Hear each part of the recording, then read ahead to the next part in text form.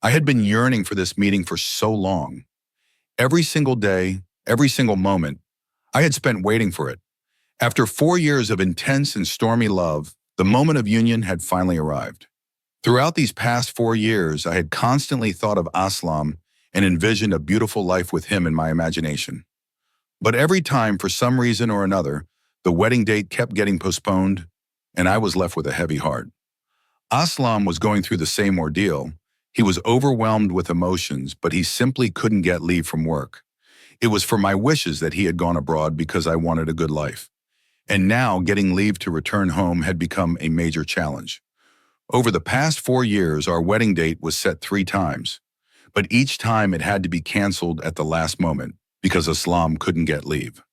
My mother would often say that he didn't want to marry me, that he had found some foreign woman abroad and was just making excuses. My father even considered breaking off the engagement multiple times, but I loved Aslam deeply. I would always get angry and argue with my parents because I was sure that Aslam loved me dearly and had gone abroad only for my sake.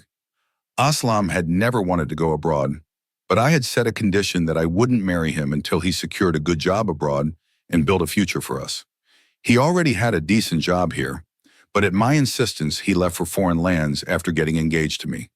However, when he couldn't return, everyone turned against him. But I never lost hope. I knew he would come back, and this time, he had finally given me the good news of his return. Preparations for the wedding began at home, but my father kept warning me, "Be careful, my dear. If he doesn't make it at the last minute, our reputation will be ruined." Aslam had booked his flight just 2 days before the wedding. If he missed it or any problem arose, our honor would be at stake. My father's words did make me anxious, but I had personally spoken to Aslam, and he assured me that this time he would come on time. I had made all the preparations, buying everything I liked for the wedding. Then, 2 days before the wedding, Aslam finally returned. I was overwhelmed with happiness. My heart's desire had been fulfilled. I was finally married and left with Aslam, holding his hand as I reached his home. My in-laws welcomed me with open arms, leaving no stone unturned in making me feel at home. There were only a few people in his house, just a younger brother-in-law and a sick mother-in-law. Aslam seated me on the bed and left to meet his friends. Meanwhile, my young brother-in-law, who was 13 years old, came to me. He hugged me tightly as soon as he arrived. I felt a little strange because, despite being young, he was quite tall and broad. He then said, "Bobby, I want a bride exactly like you. You are so beautiful." Suddenly, he rushed to the door, locked it, and came back to me. My heart started pounding. I said, "Afzal, what are you doing?" He laughed loudly and said, "I'm teasing Aslam Bhai. It will be so much fun. He will knock on the door all night and I won't open it. I'll keep him standing outside." There was a mischief in his tone and I couldn't help but laugh. I said, "This is not right. Open the door." He replied, "I won't open it. Why did he have to go to his friends? Now that he's gone, let him return in the morning." He laid his head in my lap himself. I was feeling both a bit worried and amused. His childishness was clearly evident to me. He said, "Tonight I will sleep next to you, and Aslam Bhai can sleep with mother. After all, he made us wait for so long. He deserves some punishment." Afzal's words made perfect sense to me. Indeed, I had been waiting for Aslam impatiently for 4 years, and every time he had an excuse of not getting leave. I said to Afzal, "All right, I'm with you. Let's trouble him together." He quickly shook hands with me and winked. He was happy to have me on his side, and I also wanted to tease Aslam a little. After some time, there was a knock on the room door, and Aslam's voice came from outside. "Open the door. What is this? Why have you locked the door?" Aslam had no idea that Afzal was inside the room with me. Before I could say anything, Afzal spoke up. "No, Bhai, you can't come in tonight. You made Bobby wait for so many years. Tonight, it's your turn to wait." Hearing Afzal's voice, Aslam's tone turned angry. "What are you doing in my room? Open the door or I'll break it down." I could clearly sense the anger in Aslam's voice, and suddenly I was terrified. I hadn't expected him to get this furious. Panicking, I told Afzal, "Open the door," but he refused. No, let's trouble him for a little while longer, he said mischievously. I had a strange feeling that trouble was about to come my way. I told Afzal, look, don't make Aslam angry. Things might get serious. Afzal laughed and said, he loves you so much. How can he get angry with you? Besides, it's your wedding night. All your mistakes will be forgiven. Trust me, once he sees you, he'll forget everything. He then called out loudly, we are not opening the door. Tonight, Bobby and I will sleep together, and you can go sleep with Mother. Upon hearing this, Aslam went mad with rage and started banging on the door. I was terrified. I could feel the tension he was going through. Without wasting another moment, I quickly got up and unlocked the door. Aslam didn't even look at me as he stormed into the room, grabbed Afzal by the arm, and dragged him out. Before I could do anything, Aslam locked me inside the room. I called out to him, trying to save Afzal, but I was trapped. Fear gripped me as I sat inside, listening to their shouting and yelling from outside. I couldn't do anything. First, because Aslam had locked the door from the outside, and second, because I was too scared. I had never seen Aslam behave like this before. We had been together for many years, but he had never raised his voice at me. But because of my foolish prank, he had lost his temper completely, and his younger brother had to suffer for it. On my wedding night, I had entered this house with so many dreams, but my mistake had shattered everything. I regretted supporting Afzal in his mischief. Perhaps if I hadn't, Aslam wouldn't have been so furious. I was angry at myself. After a long while, when Aslam finally entered the room, he removed the turban from his head and threw it onto the sofa without even glancing at me. He went straight into the bathroom. I had never expected such behavior from Aslam. Tears welled up in my eyes. After some time, when he came out of the bathroom, I got up and approached him. Holding his arm, I said, Aslam, we were just joking. There was no need to be this angry. Aslam shot me a sharp look, grabbed my hand and threw me onto the bed. He said, you think this was a joke?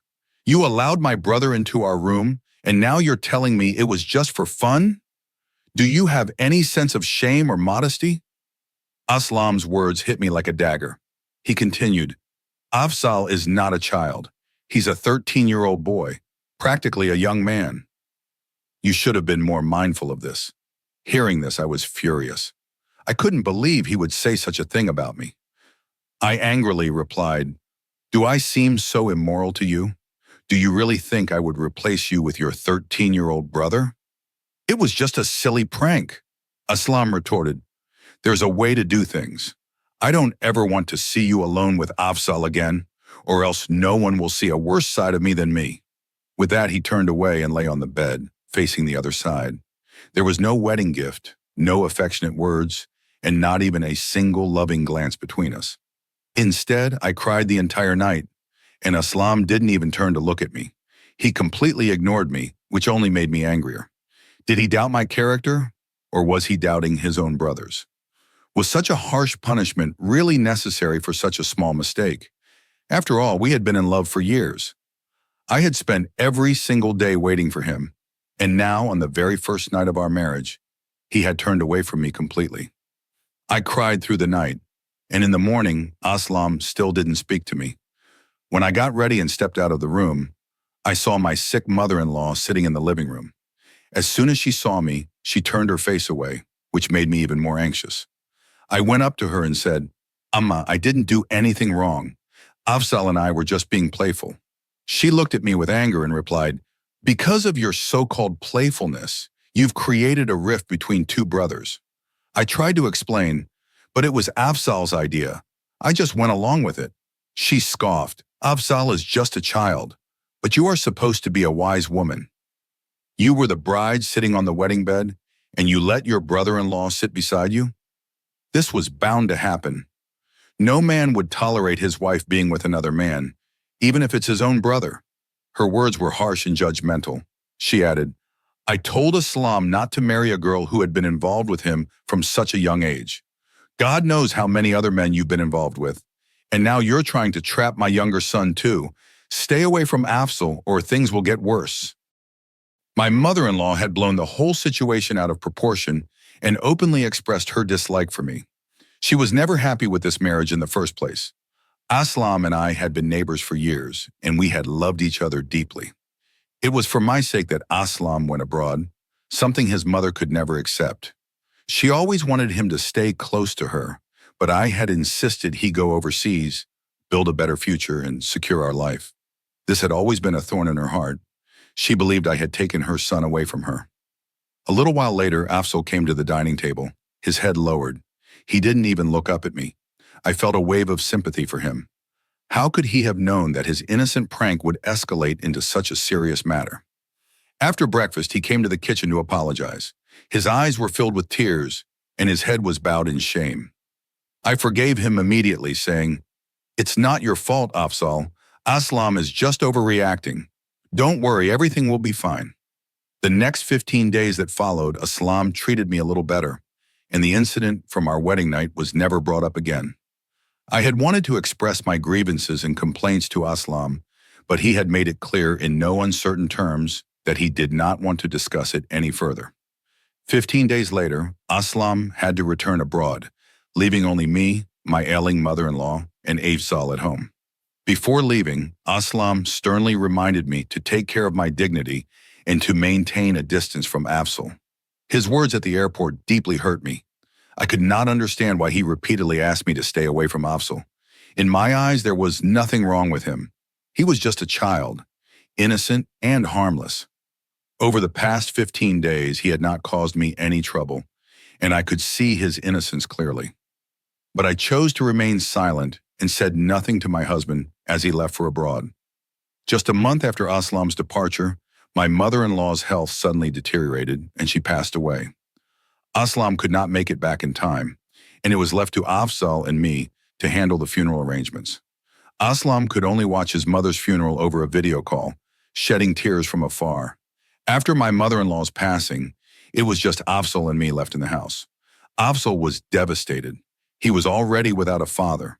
Aslam was away, and now his mother was gone too. I was the only support he had left. On the first night after her passing, he broke down crying uncontrollably, unsure of how he would cope. He was used to sleeping in his mother's room, and the thought of sleeping alone overwhelmed him. Seeing his sorrow, my heart softened, and I told him, "Afzal, you are not alone. I am here with you. Come and sleep in my room." I thought I would let him sleep with me for a night or two, and once his heart felt lighter, he would return to his own room. But that didn't happen. For the first 2 or 3 nights, he stayed awake, talking about his mother and sharing stories from his childhood. What surprised me was that he never mentioned Aslam. Not once in all his conversations did he bring up his elder brother. Sometimes I felt like he was still holding a grudge against Aslam. Since that night of our wedding, I had never seen him talk to Aslam. He did not go to see him off at the airport, nor did he speak to him after their mother's passing. Aslam, too, never asked to talk to Afzal. Instead, he would only ask me about his well-being. Gradually, Afzal's grief began to fade, but he never returned to his own room. He continued sleeping in my bed. I tried several times, subtly suggesting that he should go back to his room, but he ignored my words. His presence provided me with a sense of comfort too, as I often felt lonely and afraid in the empty house. So, I stopped insisting. 1 month passed in this way. Then one night, I woke up to an unusual sound. To my shock, I realized it was coming from the bathroom. I quietly got out of bed and tiptoed toward the bathroom door. What I heard inside made my blood run cold. Afzal was not a child anymore. He had grown up, and I had failed to realize it. Trembling, I peeked through the keyhole, and what I saw drained the life out of me. I quickly rushed back to my bed, shut my eyes tightly, and lay still, pretending to be asleep. Never in my wildest dreams had I thought that the boy I considered a child. He had grown into a young man, and I was only now realizing how dangerous it could be for me to share a room with him. I didn't know what to do or how to handle the situation. I spent the entire night in restlessness and anxiety. A little while later, Afzal returned to his place beside me, his breathing heavy. I had come to understand his intentions and his actions all too well. The next morning, without wasting any time, I called Aslam and asked him to come back home. Aslam replied, "You know that's not possible. It hasn't even been 2 months since I came here, And now you're asking me to return? I pleaded with him, leave your job and come back here. Work here. I need you. Hearing my words, Aslam was shocked. He said, you were the one who wanted this life abroad, a luxurious lifestyle. I came here because of you. Why are you asking me to come back now? I insisted, no matter what, you have to come back now. Afzal and I both need you. Aslam hesitated for a moment upon hearing Afzal's name and asked, is everything okay? Has Afzal done something? I told him, you'll find out when you come back. Just leave your job and return home. I was desperate. Aslam asked for some time to think, and 15 days later, he left everything and came back. I hadn't told Afzal about his return, so when he saw Aslam at home, he was utterly shocked. I ran to Aslam and hugged him, crying my heart out. He was also grieving their mother's death and wept for a while before asking, now tell me what's going on. Afzal was out of the house at the time, so I took my time and told Aslam everything. He was furious after hearing it and said, I had warned you not to let Afzal stay in your room, but you didn't listen to me. You should be grateful nothing bad happened to you. I know my brother well. I know how far he can go. That's why I told you to stay away from him. But you didn't understand. I started crying and said, I only saw him as someone who needed support. I didn't know he had gone down such a wrong path. Now I feel scared to even live in the same house with him. Aslam sighed and said, I realized the night of our wedding that he was on the wrong path, and that's why I was angry. But I never imagined he would go this far. Aslam was deeply worried. A while later, Afzal returned home, and Aslam sat him down for a conversation. At first, Afzal hesitated, but eventually he broke down crying and admitted everything. Yes, Bai, he confessed. I have started using drugs. My school friends got me into it. I can't find peace without it. And when I don't have money, I feel like I'm going crazy. Aslam gently but firmly spoke to him. We will get you help. You have to leave this habit. Afzal sobbed and apologized to his brother. Aslam forgave him and made up his mind to put him on the right path. I finally felt relieved knowing that Aslam was here to guide Afzal away from his bad habits. He immediately arranged for Afzal's treatment and cut off his contact with the bad company he was keeping. That night, when I had woken up to the strange noises from the bathroom and approached the door, I had overheard Afzal arguing with someone over the phone. I don't have money, he was saying, but just give me the drugs for now. As soon as Bahai sends money, I'll find a way to get it from Bobby or steal it if I have to. Hearing those words had shaken me to my core, and I knew I could no longer handle the situation alone. I stay in their room so I can easily access their belongings and steal their money. Anyway, Bobby trusts me, so taking money from her isn't difficult. Just get me the drugs, Afzal had said over the phone that night. That was the moment I realized how far Afzal had strayed onto the wrong path, and I knew I needed Aslam to bring him back to the right track. Living without Aslam was becoming difficult for me as well. Gradually, I understood that having a husband by my side was far more important than money. That's why I insisted on bringing him back. Aslam took up the same job he had before leaving for abroad, and things started to fall into place.